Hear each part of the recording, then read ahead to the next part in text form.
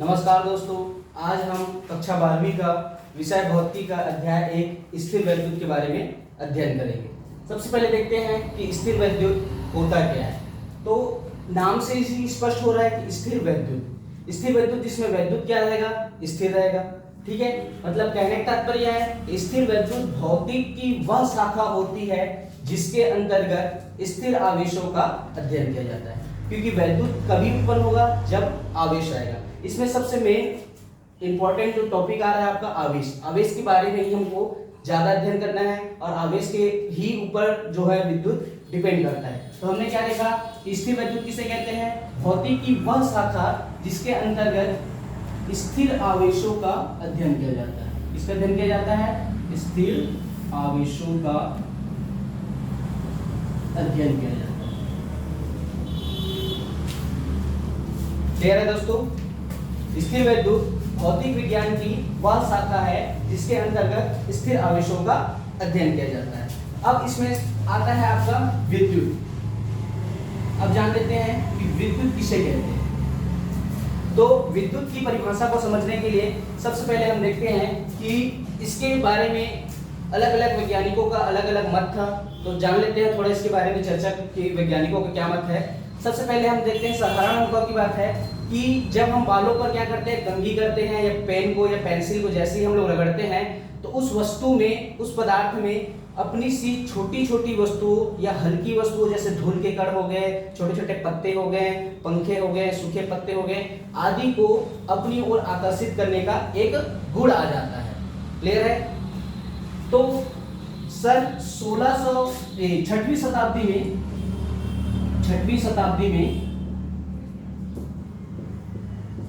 6वीं शताब्दी में थेल्स नामक वैज्ञानिक ने एक ऐसे ही पदार्थ की खोज की थी जिसका नाम था एम्बर।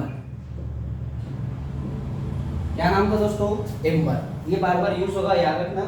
तो 6वीं शताब्दी में थेल्स नामक वैज्ञानिक ने एम्बर नामक पदार्थ की खोज की थी जिसको ऊनी कपड़े से रगड़ने पर उसमें एक आकर्षण का गुण उत्पन्न हो जाता है। फिर सैकड़ों वर्षों तक इस खोज की ओर किसी का ध्यान नहीं गया। फिर उसके पश्चात 16वीं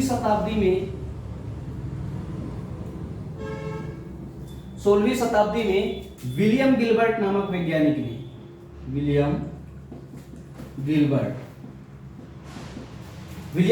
नामक वैज्ञानिक ने ऐसे बहुत सारे पदार्थों की खोज की जिसमें एम्बर के समान ही आकर्षण का गुण पाया जाता है, जैसे एबोनाइट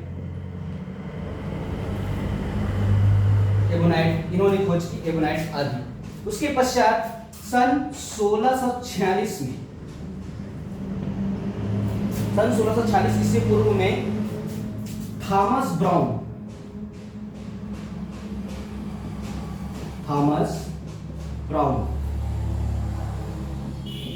सन 1646 ईस्वी में थॉमस ब्राउन नामक वैज्ञानिक ने उस ऊर्जा को जिसके कारण किसी पदार्थ को रगड़ने पर उसमें आकर्षण का गुण उत्पन्न होता है उसे विद्युत कहा या वैद्युत कहा। क्लियर है दोस्तों, इसने बताया उस परिभाषा को थॉमस ब्राउन ने क्या कहा, थॉमस ब्राउन ने कहा कि विद्युत उस ऊर्जा को कहते हैं जिसको किसी पदार्थ से रगड़ने पर उसमें आकर्षण का गुण उत्पन्न हो जाता है। क्योंकि हम किस पदार्थ को ले रहे थे, एम्बर को ले रहे थे, और एम्बर का ग्रीक नाम होता है इलेक्ट्रॉन, इसलिए इसे इलेक्ट्रिसिटी भी कहा जाता है। क्लियर है दोस्तों। अब बात करते हैं आवेश के बारे में। किसके बारे में बात करते हैं, आवेश के बारे में। मैंने आपको पहले ही बताया था कि आवेश जो है बहुत ही अहम टॉपिक है। आवेश को हमको अच्छे से समझना पड़ेगा।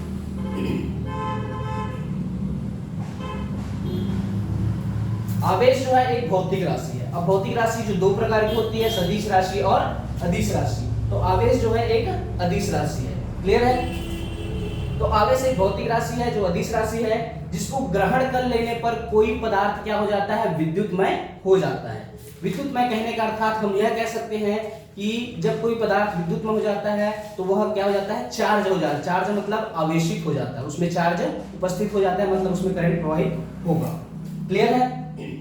अब इसकी दूसरी परिभाषा देखते हैं। आवेश भौतिक का वह गुणधर्म है, आवेश भौतिक का वह गुणधर्म है जो विद्युत क्षेत्र, याद रखना दोस्तों इसको, विद्युत क्षेत्र और चुंबकीय क्षेत्र, चुंबकीय क्षेत्र। आवेश भौतिक का वह गुणधर्म है जो विद्युत क्षेत्र और चुंबकीय क्षेत्र उत्पन्न करता है या उसके प्रभावों का अध्ययन करता है। क्लियर है दोस्तों? आवेश क्या है? भौतिक का वह गुणधर्म है जो विद्युत क्षेत्र भी उत्पन्न करता है और चुंबकीय क्षेत्र भी उत्पन्न करता है तथा उसके प्रभावों का क्या करता है? अध्ययन भी करता है। क्लियर है? आवेश का ऐसा ही मात्रक देखते हैं तो आवेश का ऐसा ही मात्रक होता है आपका कूलॉम, जिसे सी से प्रदर्शित करते हैं। सीजीएस मात्रक देखिए इसका, सीजीएस मात्रक जो है ये क्वेश्चन में पूछे जाते हैं एक नंबर में। सीजीएस मात्रक होता है इसका स्थिर कूलॉम, स्थिर कूलॉम।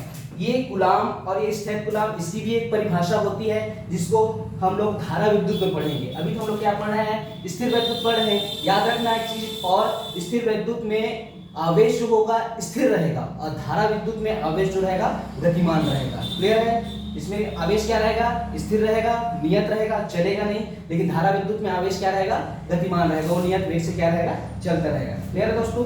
विमीय सूत्र देखते हैं इसका, विमीय सूत्र।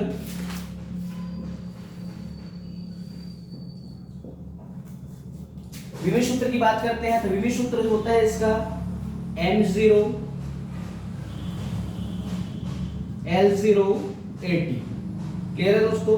M यहाँ पर द्रव्यमान होता है, L यहाँ पर लंबाई लेंथ होता है, A आपका एम्पियर मतलब धारा का मात्रक होता है ये, और T आपका होता है आपका समय मतलब सेकंड। क्लियर है? तो यहाँ पर ये भी जो परिभाषा है वो भी आपको विद्युत धारा से निकलेगा।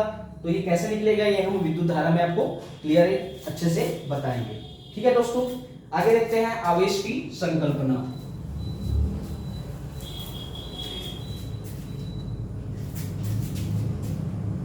आवेश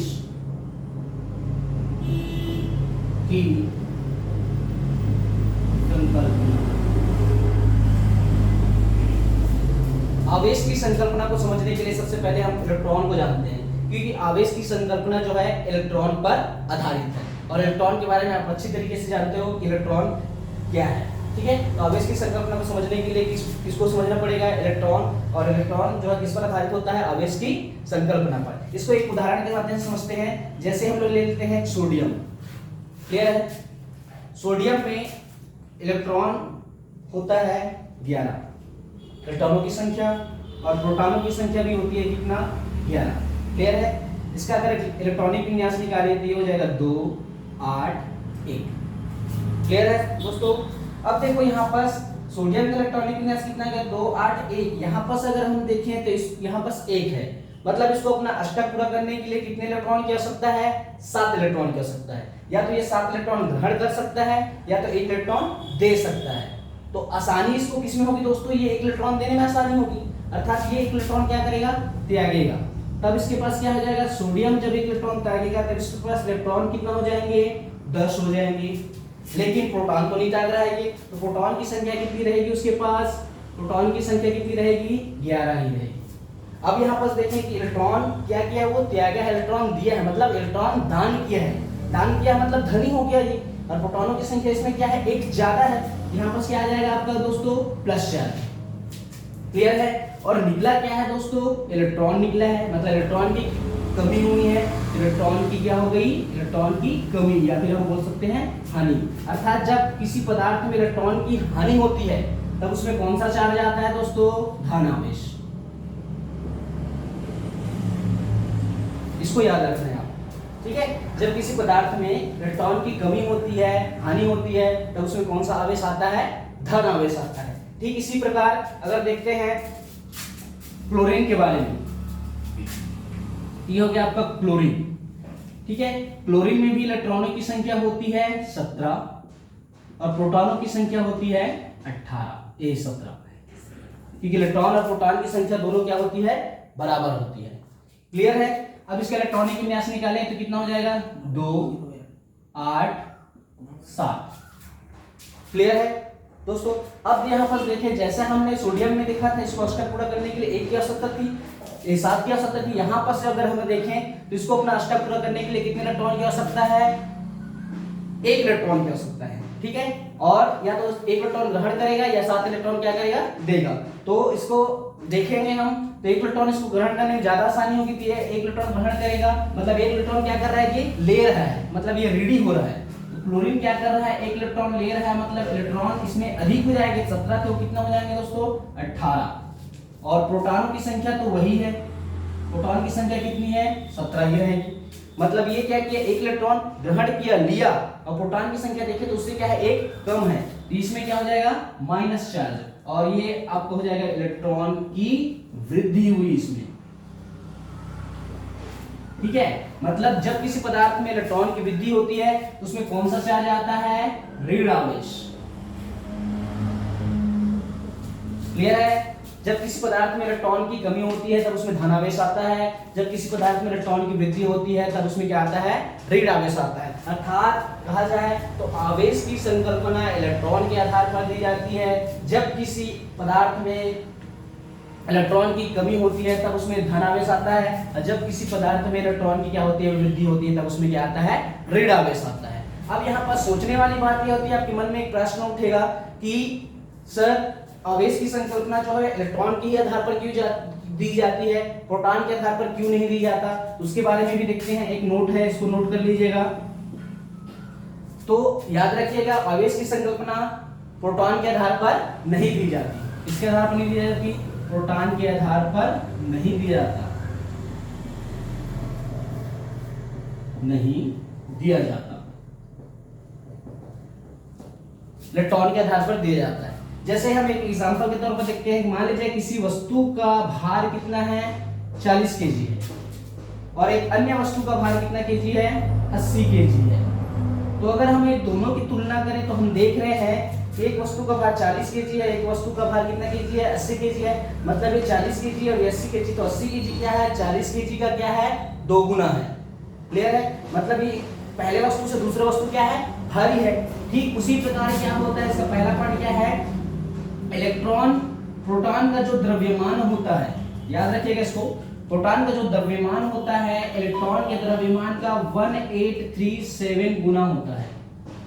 क्लियर है, मतलब प्रोटॉन का द्रव्यमान जो होता है इलेक्ट्रॉन के द्रव्यमान से क्या होता है, भारी होता है, और भारी चीज ही क्या होते हैं, स्थिर होते हैं। इलेक्ट्रॉन हल्का होता है, इसी कारण आप देख रहे हैं यहाँ भी इलेक्ट्रॉन ही बाहर निकला, यहाँ पर भी इलेक्ट्रॉन बाहर निकला, लेकिन यहाँ पर प्रोटॉन बाहर नहीं निकल रहा है, यहाँ पर भी प्रोटॉन बाहर नहीं निकल रहा है। मतलब समझ में आ रहा है कि इलेक्ट्रॉन ही क्या निकलते हैं, बाहर निकलते हैं, प्रोटॉन बाहर नहीं निकलते, क्योंकि ये भारी होते हैं। दूसरा इसका टॉपिक है कि प्रोटॉन जो है एक दूसरे से क्या होते हैं, प्रबल नाभिकीय बल से जुड़े होते हैं, प्रबल नाभिकीय बल।